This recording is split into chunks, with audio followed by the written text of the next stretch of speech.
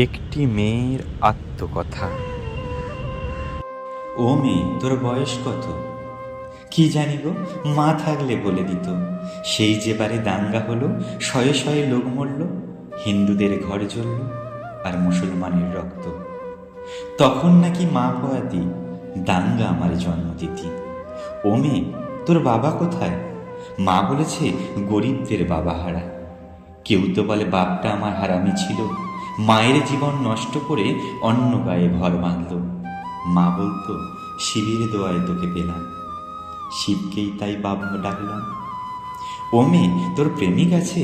ছেলেরা ঘোরে ধারে কাছে। প্রেমিক কি গো? মিষ্টি মিষ্টি কথা বলে, স্বপ্ন দেখায় দিন দুপুরে, চুড়ি কাজল মেলাতে কেনায়, ঝোপের দ্বারে জামা খোলায়। ওসব নন্দ কাকা করেছে দুবার। প্রেমিক ওকে বলবো এবার। ও মেয়ে, তোর পদবী কি? বাপি নাকি দেয় শুনেছি। আচ্ছা, পদবী থাকলে ভাত পাওয়া যায়? বাপের আদর কাঁদায় হাসায়, ওটা কি বাজারে মেলে? কিনবো তবে দুদশে দিলে, দামি হলে চাই না আমার, ঠাক তবে বাপ ঠাকুরদা।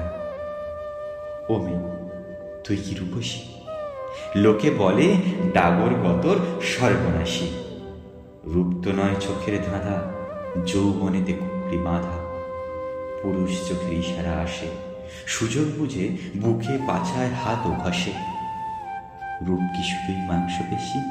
তবে তো আমি খুব রূপসী। ও মেয়ে, তোর ধর্ম কি রে? মেয়ে মানুষের ধর্ম কি গো? ও সব কিছু শরীর ঘিরে। শালমা বলে ধর্ম ওই সমাজ বানায়।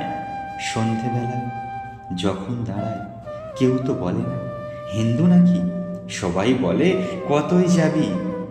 বিছানা নাকি ধর্ম মেলায়, শরীর যখনই শরীর খেলায়। তাই ভাবছি এবার থেকে ধর্ম বলবো শরীর বা বিছানাকে।